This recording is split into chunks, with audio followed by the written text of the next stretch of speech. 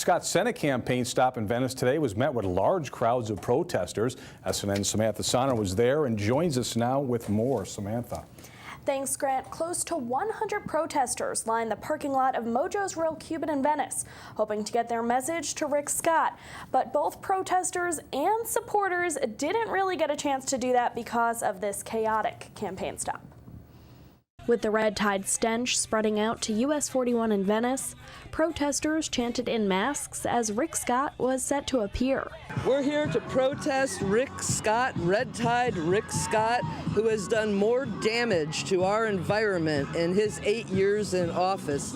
And God help us if he gets into the Senate. My husband went for a walk yesterday and he had to go buy a mask, okay, for him and our dog, because the stench was absolutely appalling and horrific. Rick Scott has decimated Florida's environment for profits and for businesses. Protesters were removed from private property and lined to the entrance, hoping to get a chance to get their point across to Scott. It's destroyed all of our beach businesses.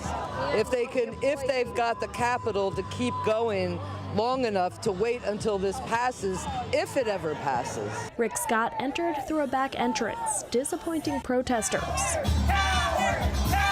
Supporters filled the restaurant and were excited to see Scott, despite the expected protests outside. I mean, when I started seeing certain stickers on certain cars in the parking lot, I'm in the right place. I just couldn't miss the opportunity to meet the governor. Voted for him. I'll vote for him as senator. Despite a less than 10-minute visit from Scott, supporters back his policies. Not wasting taxpayer money, basically. Pretty straightforward.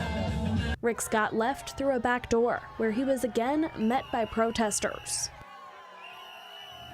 Rick Scott left without taking questions from the media and without giving a short speech to his supporters who were waiting inside the restaurant. And Grant, you know, you could tell the protesters were obviously louder out there, but there was almost the same amount of people inside that restaurant that were waiting to hear from Rick Scott. And we know this was billed as a meet and greet event. He was going to talk and give a speech, kind of rally up his base, and that certainly didn't materialize today. No, and it was pretty impossible to happen too. And I mean, you were out there, I don't know if you can hear it in that video, but there's a lot of loud music in the background. They actually had speakers set up outside with music. So the restaurant was taking matters into trying to drown out the sound of the protesters outside too. So it was a back and forth here with the chaos that really ensued at this campaign stop. Quite a chaotic event. Samantha, thanks for that great reporting. All right, thanks, Grant.